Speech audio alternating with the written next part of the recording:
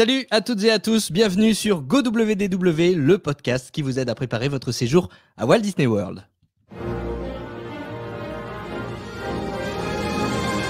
GoWDW, le podcast. I only hope that we never lose sight of one thing, that it was all started by a mouse.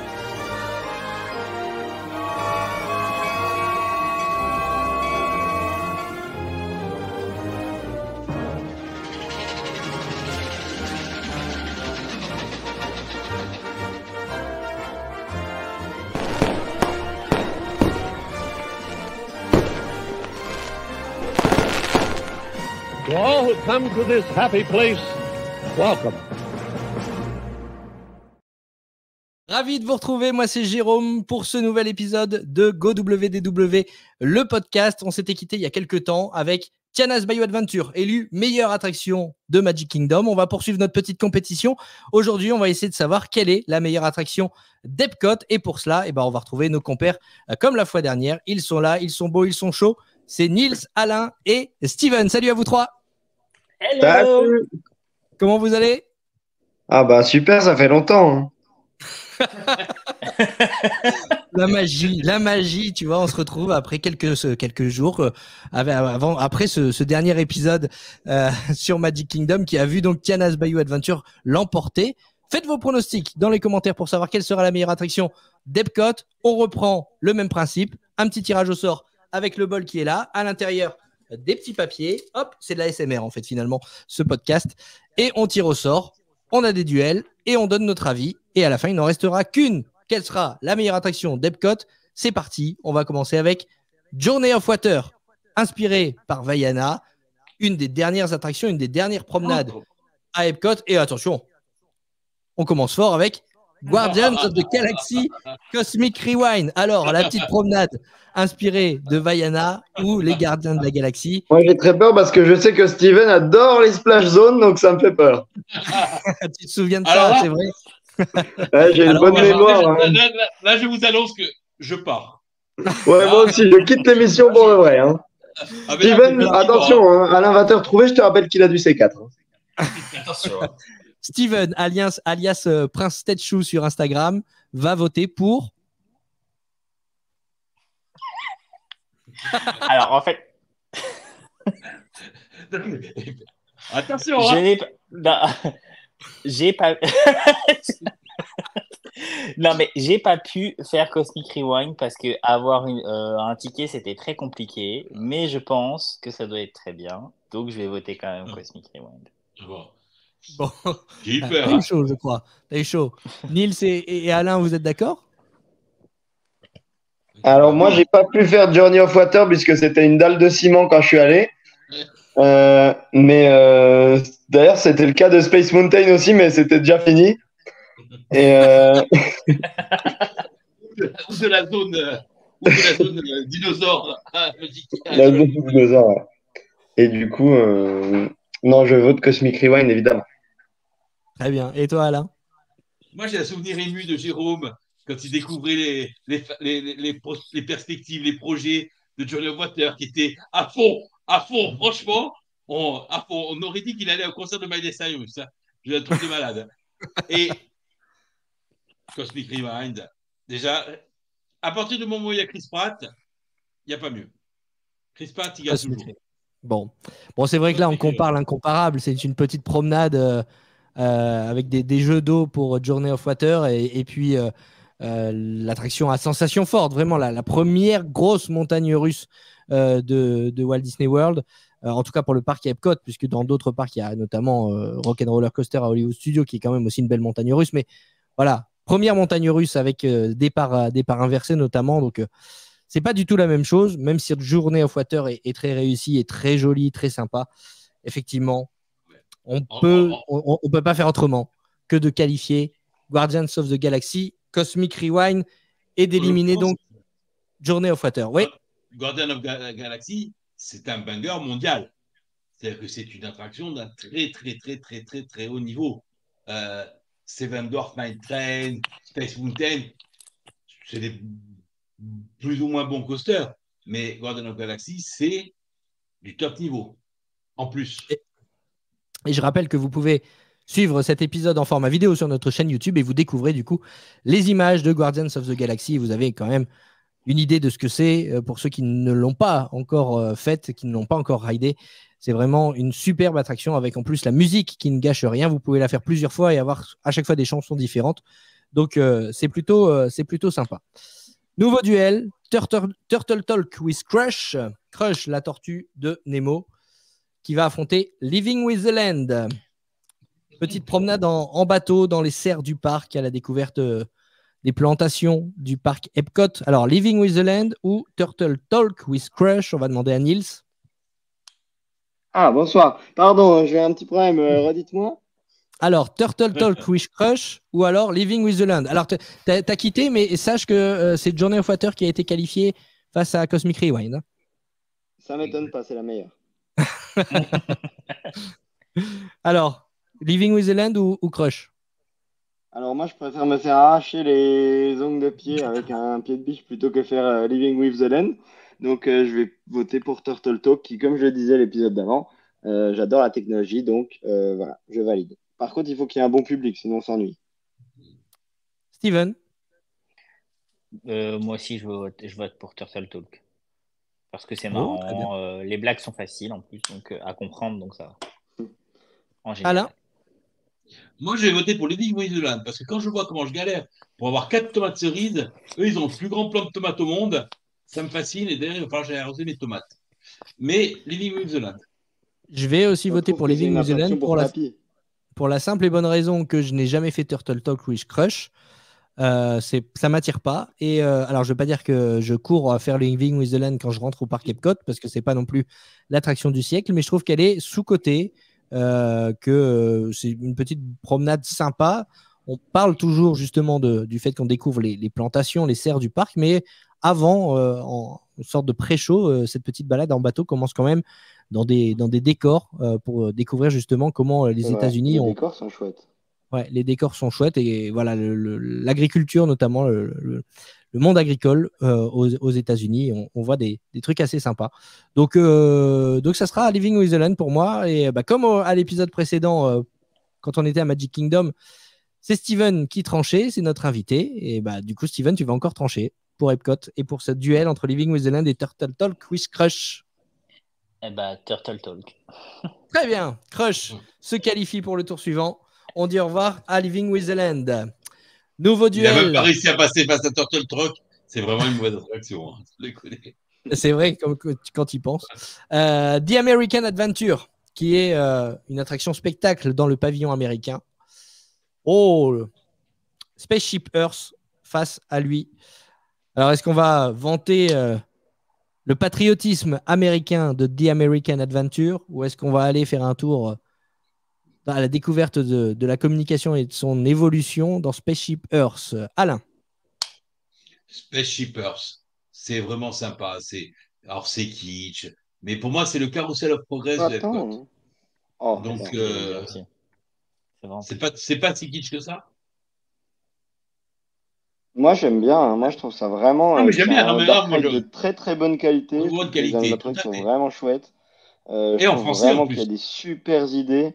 Moi, je trouve pas ça kitsch du tout et je trouve que ça met 3 brasses comme notre ami le nageur dont j'ai déjà oublié le prénom, mon cher collègue Léo Marchand. mais voilà, pour moi, c'est vraiment meilleur et c'est vraiment un excellent dark ride. Donc évidemment, Spaceship Earth, même si American Adventure, c'est vraiment pas si mal. Si vous comprenez un peu l'anglais, c'est un chouette spectacle. Steven? Je vais voter aussi pour Spaceship Earth parce que pour moi, c'est Carousel of Progress d'Epcot. C'est iconique, effectivement. De toute façon, la fameuse boule d'Epcot, comme on l'appelle, la géode. Voilà, c'est quand même iconique du parc, évidemment. Iconique c'est hyper drôle parce que la phrase c'est le Carousel of Progress d'Epcot, pour moi c'est un défaut alors que pour eux c'est une qualité. Et ouais, non, mais je suis assez d'accord, je les rejoins là-dessus. Effectivement, c'est vintage à souhait, mais ça fait partie de l'histoire de Walt Disney World. Pouvoir découvrir ce qui se cache à l'intérieur de cette sphère géodésique, c'est quand même assez sympa. Et puis, ce qui ne gâche rien, on le répète, on l'a déjà dit dans plusieurs épisodes, mais c'est d'avoir les commentaires aussi en français dans Spaceship Earth. Donc, c'est toujours quelque chose d'assez cool Moi, je trouve quand que on ça voyage. tient vraiment la route Ah, Walt encore Disney World. aujourd'hui et que ça pourrait être Ouais. très bien un truc qui sortirait maintenant. Et voilà, j'adore Ouais, cette C'est vrai. attraction. c'est vrai. Nouveau duel. Premier tirage au sort, c'est les 3 Caballeros dans le pavillon du Mexique Mhm. qui va affronter. Attention, je touille, je pioche le petit papier.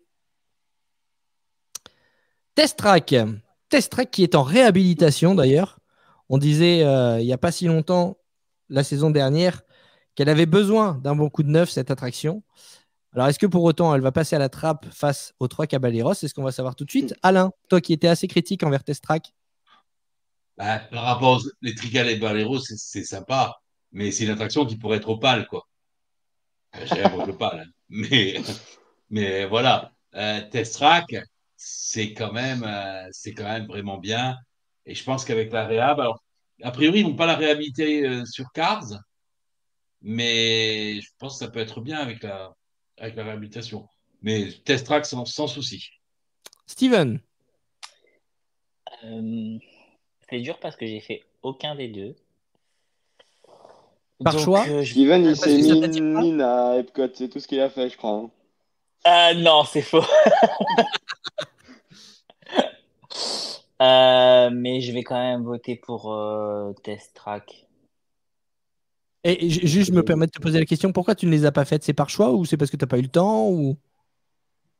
Parce que ça m'intéressait pas plus que ça. Ok. Et comme tu Vraiment as pas. raison.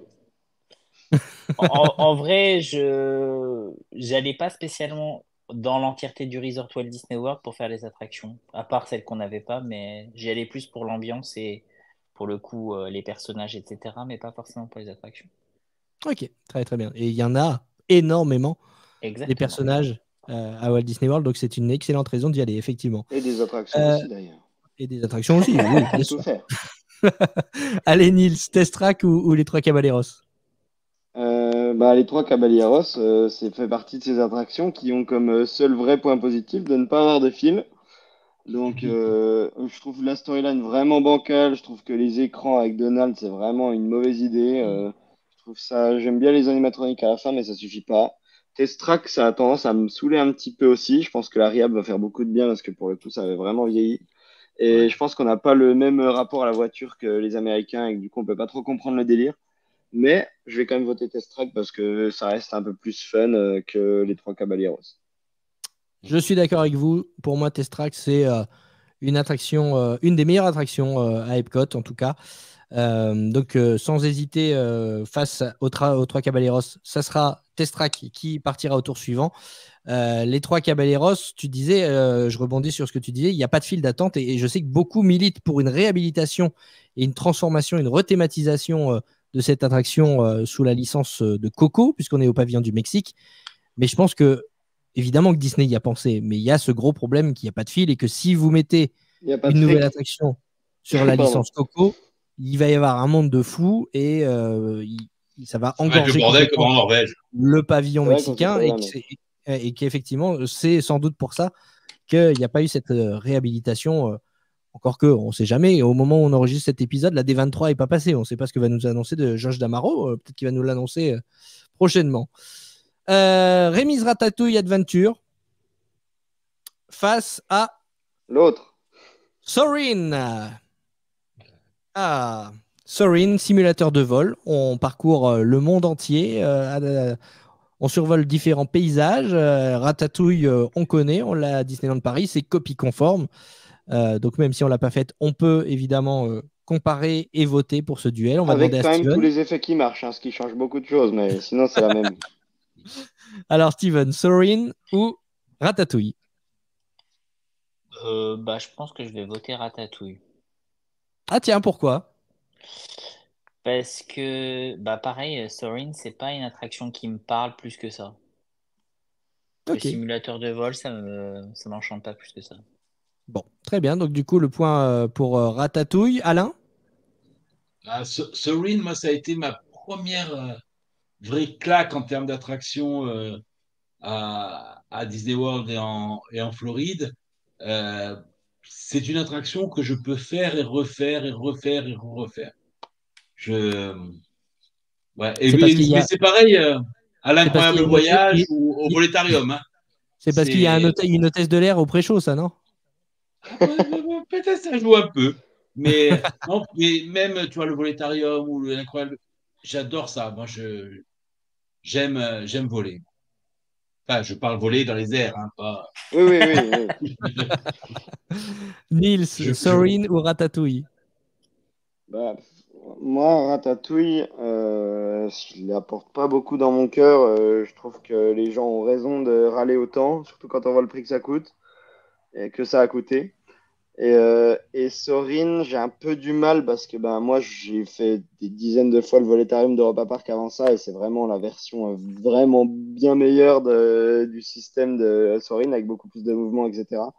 Mais je vais quand même voter Sorin parce que le décollage est vraiment sympa, puis c'est vraiment tellement mythique avec Patrick Warburton qui fait le, la- le speech de début et tout. C'est vraiment, j'aime bien Sorin, même si elle a des défauts, je vais quand même voter Sorin parce qu'elle en a moins que Ratatouille à mon avis. Et moi aussi, je vais voter pour Sorin, du coup, dans ce duel. Et c'est, désolé, Steven, ouais, Ratatouille va Pas passer à grave. la trappe. Le rat va finir dans les égouts. Ratatouille À la éliminé dès casserole. le premier tour. Eh ouais, à la casserole, effectivement. Et Sorin qui va se qualifier pour le tour suivant. Allez, nouveau duel.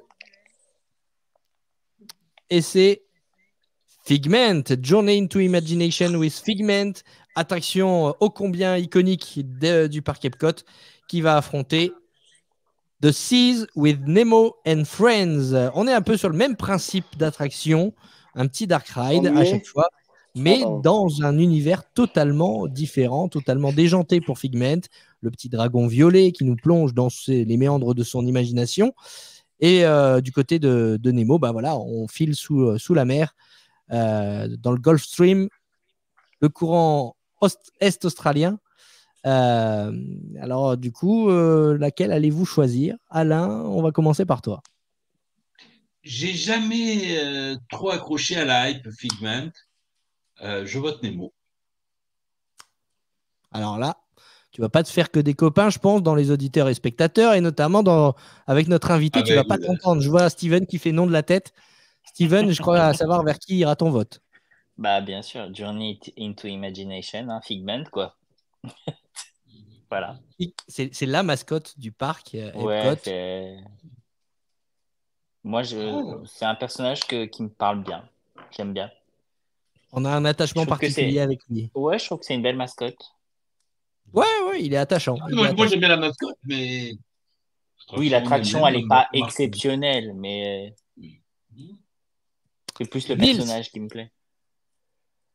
Euh, Moi, Nemo, j'aime bien, mais je m'ennuie quand même pas mal.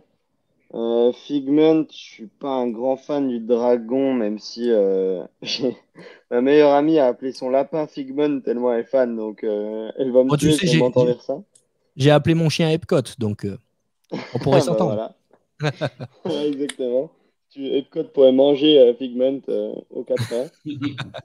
Mais donc je vais quand même voter Figment, même si je trouve toute la scène du paix vraiment relou, pas très marrante, que ça a vraiment trop vieilli et tout ça. Il y a vraiment beaucoup de défauts. Nemo est quand même plus sympa en tant que tel, mais Figment est tellement mythique et l'attraction m'ennuie moins, donc je vote Figment. Très bien. Moi, je voulais appeler mon chien The Grand Fiesta Tour starring The Three Caballeros, mais ça faisait un petit peu trop long pour l'appeler, donc du coup, on a choisi Epcot. Sur le collier, ça faisait long sur la médaille. Exactement, sur la médaille, ça coûtait trop cher. Alors, je dois dire que je suis embêté parce que j'aime beaucoup Figment, mais que la dernière fois que j'ai fait l'attraction, j'ai quand même trouvé que l'attraction était vraiment, vraiment, vraiment barrée. Je dois dire que j'apprécie Nemo parce que je trouve que les incrustations, notamment de personnages du film Nemo à l'intérieur de vrais aquariums, sont très réussies. Donc, je suis un petit peu embêté parce que ça me fait mal pour Figment. Mais je crois que je vais quand même voter pour Nemo, pour le coup. Si on devait choisir son personnage préféré, ça serait incontestablement Figment.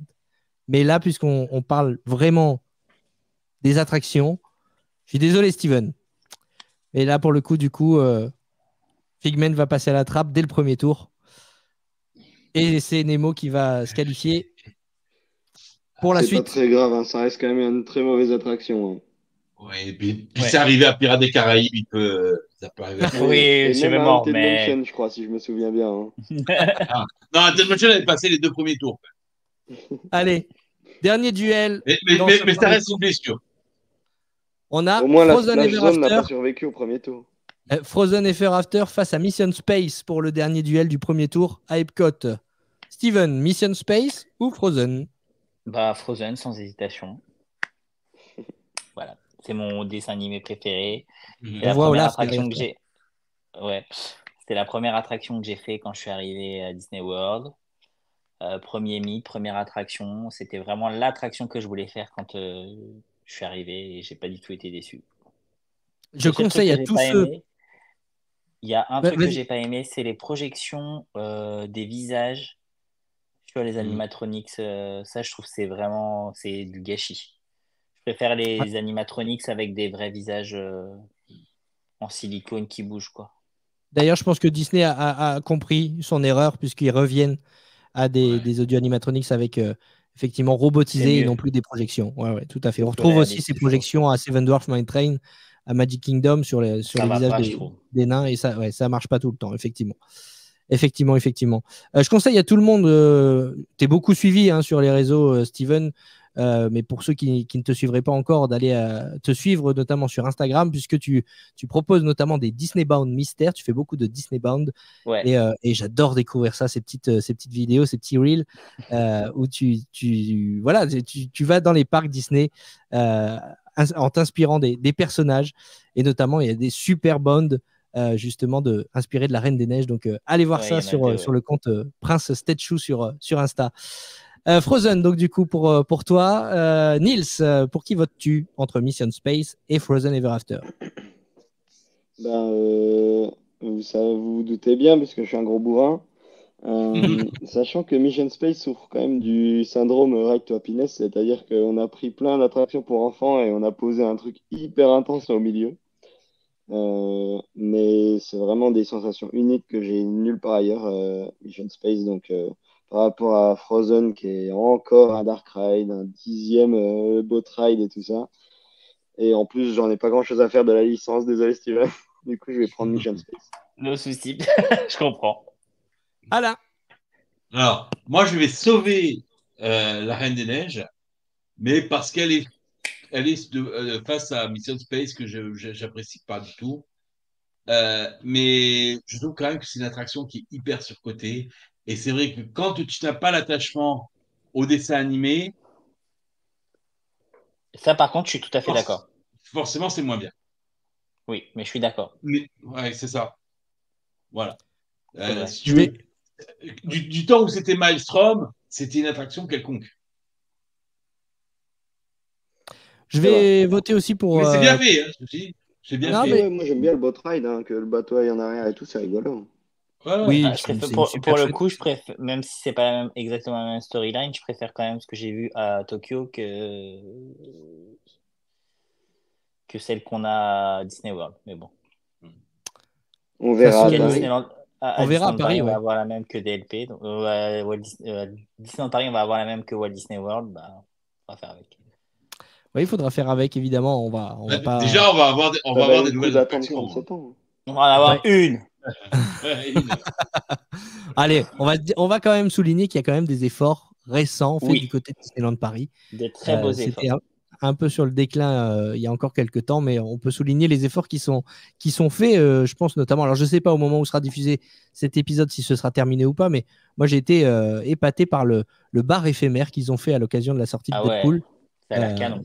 Ouais, ça a l'air vraiment, vraiment canon. Et je trouve que justement, tout ce qu'on demande à Disney, c'est de nous transporter dans un univers, de mettre du storytelling. Et là, plutôt que de poser un truc comme ça n'importe comment, ils ont fait une. Non, puis il y a des l'histoire efforts autour. il y a des efforts sur la food, il y a des efforts sur les animations. Il Ouais. y a la soirée qui va arriver, à mon avis, qui va être géniale. Enfin, il y a quand même des beaux efforts. Oui, tout à fait, tout à fait. Ne crachons pas dans la soupe, on a la chance d'avoir un parc Non. Disney en France et il faut le souligner. Et puisqu'on parle justement de Disney, c'est aussi pour ça qu'on va à Walt Disney World. C'est aussi pour avoir quand même de la licence Disney. Et même si j'aime beaucoup Mission Space, c'est une attraction qu'on pourrait avoir dans n'importe quel autre parc.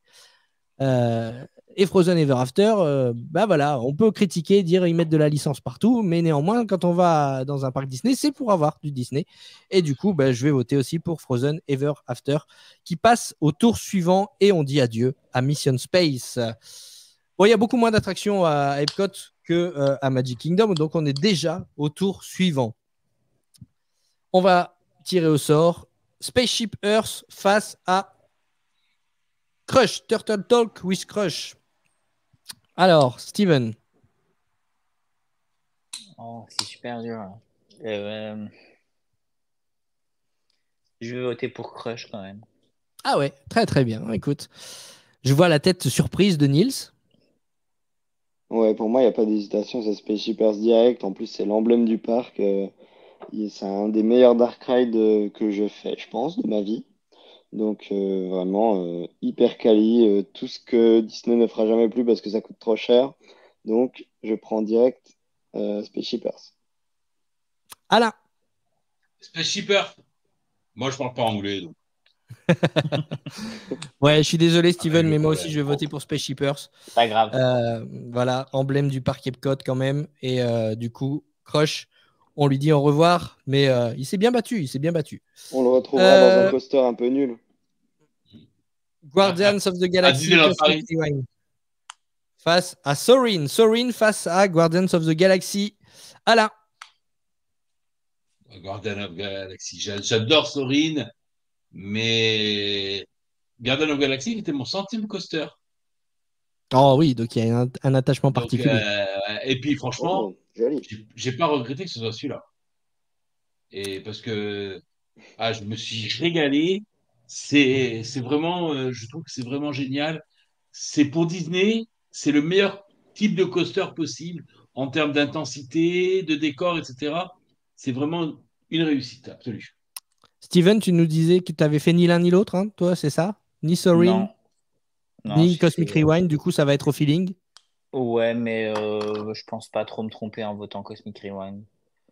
Je l'ai pas fait parce que je suis pas arrivé à avoir les tickets, mais sinon je l'aurais fait. Ouais, c'est vrai que c'est un de ses défauts, hein, Cosmic Rewind, c'est que pour la faire, il faut soit payer, soit avoir une virtual queue. Ah, on peut payer, j'ai pas vu. On peut payer un Cosmic Rewind. Il me semblait qu'il fallait avoir la virtual queue et payer. Tu peux prendre une Lightning tu peux prendre directement. Ouais, tu peux prendre une Lightning Sachant Lane. Que si ta question c'est on peut payer, quel que soit le sujet à Disney, la réponse est souvent oui. Oui, la réponse est oui. Mais moi, j'ai jamais compris le système de la virtual queue. En fait, quand tu rentres, en fait, ça te donne l'autorisation d'entrer dans la queue, mais tu attends autant, en fait. Donc, Exactement. Non, beaucoup moins. T'attendrais beaucoup plus. Elle n'y était pas parce que ça découpe en créneaux, en fait.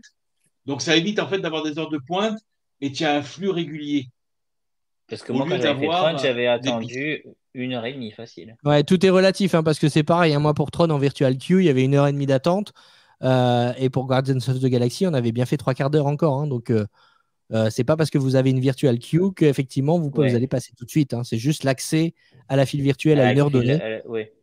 Mais, moi, je pensais que quand tu avais ça, tu avais maximum 20 minutes. Quoi. Non, effectivement, il y a quand même de l'attente derrière. Les pré-shows sont hyper longs. Oui, c'est vrai. Pour Aventura, cet hiver, personne dans le parc. Shambhala, 3h15 de queue, pas de virtual line, 3h15. Tout va bien, un seul train sur le parcours. Magnifique. Mais t'as vu, ils se sont fait insulter à la Toussaint là non, c'était pas à la Toussaint. Non, mais même là, j'ai vu sur Internet. Ouais, à l'ascension, et du coup, ils ont dit bon, ok, on arrête, on va essayer de gérer mieux et tout. Donc, peut-être que PortAventura va enfin se réveiller. On verra. Bon, parce que c'était catastrophique là. Et même cet été, apparemment. Niels, je pense connaître ton choix entre Soarin' et Cosmic Rewind. Je vais faire un vote par procuration à Alain qui va voter Cosmic Rewind à ma place jusqu'à la fin de la soirée. Donc Cosmic Rewind, évidemment, pour moi, c'est la seule vraie bonne attraction d'Epcot, donc je reste là-dessus. Très bien. Pourquoi Alors j'ai... Ah bah oui, forcément, puisqu'on était à 10 attractions. Donc on va avoir un bail. Un qualifié d'office. Ouais, bah, on va faire surtout un duel à 3. Hop. Alors. Un trouble. Un trouble, ouais. The Seas with Nemo and Friends, Test Track et Frozen Ever After. Alors, il va falloir choisir entre les trois. Non, il va falloir. On va en qualifier un d'office déjà. Lequel on qualifie d'office? Frozen. Frozen. Tac. Ah, on n'est pas d'accord. Non, mais tire-en au sort des trois qui est qualifié. Hein. C'est ce qu'il y a de plus Ah, mais non, difficile, il faut voter. Il faut voter. Frozen, Ouais. Test Track. Alors, on est d'accord qu'on élimine déjà The Seas with Nemo and Friends? Oui. Ouais. Oui. Bon, bah voilà, on va qualifier les deux autres alors. C'est très simple. Ouais, c'est Frozen bon. Ever After et Test Track sont qualifiés pour les demi-finales. Et du coup, je remélange les petits papiers. Ça sent un peu la magouille dans l'histoire quand même. Hein. Moi, je vais pas dire. Non.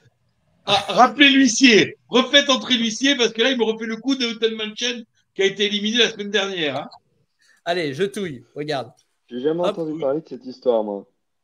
Ouais. Parce que Première vous êtes attraction. complice, monsieur. Vous êtes complice.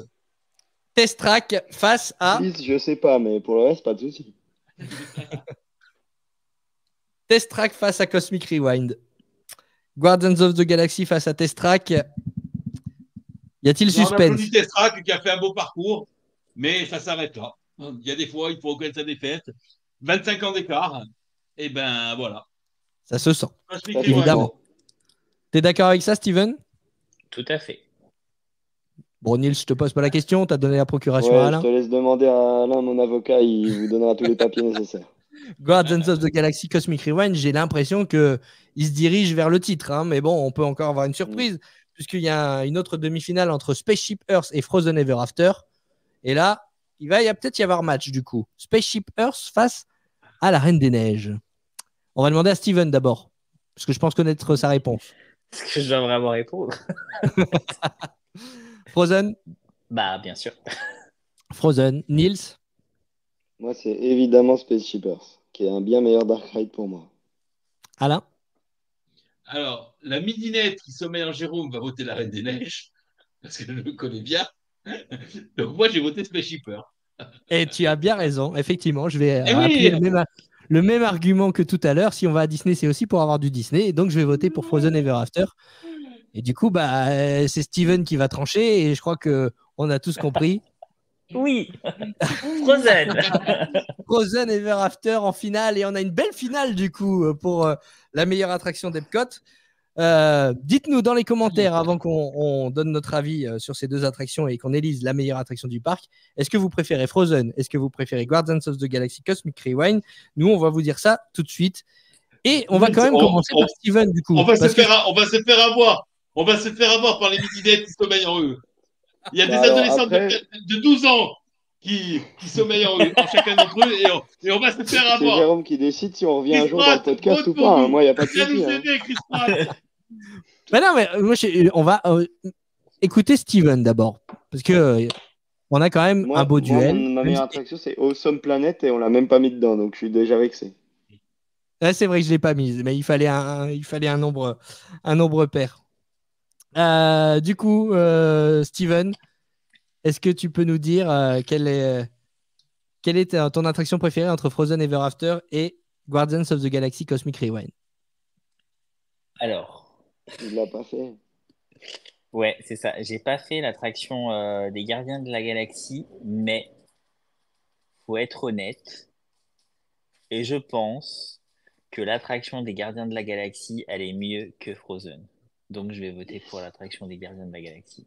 Oh là là, quelle surprise! Même si c'est à contre-cœur, parce que bah voilà, Frozen c'est Frozen, mais faut quand même être juste. Donc, je vais voter pour les Gardiens de la Galaxie. Oh bah alors là, du coup, finalement, il y a plus match alors, parce qu'on sait très bien ce qu'Alain et Nils vont voter. Même si moi je vote pour Frozen, c'est mort. Moi, je vote la Serra Papillon. Bon, il n'y a pas photo, on est d'accord, on tue le suspense. C'est Guardians of the Galaxy Cosmic Rewind qui remporte Absolument. le match Bien et qui sûr. est élu donc meilleure attraction d'Epcot et qui rejoint donc Tiana's Bayou Adventure dans le carré final. C'est la fin déjà de cet épisode, mini-série, donc on vous le rappelle, pour élire la meilleure attraction de Walt Disney World. On se retrouve dans très peu de temps pour la meilleure attraction du parc Hollywood Studios. Merci à vous les amis. Bye. Salut, salut. Et merci à vous de nous avoir suivis. GoWDW, c'est un podcast, mais pas seulement. C'est aussi un site internet, gowdw.fr, sur lequel vous retrouvez toutes les informations utiles pour préparer votre séjour à Walt Disney World. Vous pouvez aussi nous suivre sur les réseaux sociaux, Facebook, Instagram, pour suivre toute l'actualité, les photos, les anecdotes sur la destination. Sans oublier la chaîne YouTube, GoWDW, pour rêver en images et suivre les épisodes du podcast en format vidéo. N'oubliez pas de mettre un pouce bleu et de vous abonner. Et si vous appréciez l'aide qu'on vous apporte dans nos podcasts, sur notre site internet ou nos réseaux sociaux, vous pouvez nous soutenir de différentes façons. Le lien pour vous abonner ou pour faire un don libre est disponible en description de cet épisode. Some imagination, huh? D'avance, merci et à bientôt sur GoWDW pour préparer votre séjour magique à Walt Disney World.